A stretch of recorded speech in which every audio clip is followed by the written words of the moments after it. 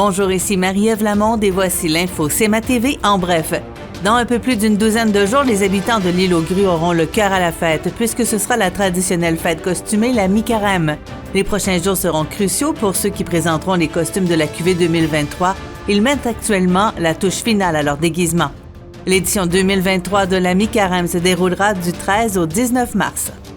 La 19e édition du mois de la prévention de la fraude se déroulera sous le thème « Flairer l'arnaque ». Selon le Centre antifraude du Canada, le Québec se situe au premier rang au Canada en 2022 à ce qui a trait au nombre de fraudes d'identité, et ce pour une deuxième année consécutive.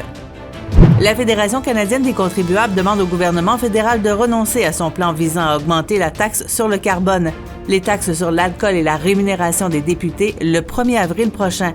La taxe fédérale sur le carbone passera à 14 cents par litre d'essence et à 12 cents par mètre cube de gaz naturel le 1er avril.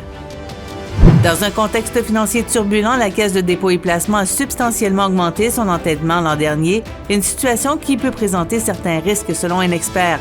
Selon un article du Journal de Québec, à la fin décembre, le passif de l'institution, soit ce qu'elle doit à des créanciers, atteignait 71,9 milliards de dollars, soit 37 % de plus qu'un an plus tôt, indiquent les plus récents états financiers. Selon l'Associated Press, le gouvernement fédéral a cessé d'envoyer aux provinces des tests de dépistage rapide de la COVID-19. Des millions de ces tests arriveront à échéance d'ici un an et les experts affirment que l'outil, autrefois essentiel, a perdu de son importance à ce stade de la pandémie. Puis, au sport, l'Everest a eu raison du Phoenix de Montréal hier par la marque de 7-2 à l'Aréna de Montmagny. L'équipe sud-côtoise se rendra à Terrebonne demain pour affronter les Cobras. Pour plus d'informations, visitez le cmatv.ca ou suivez-nous sur la page Facebook de CMA TV.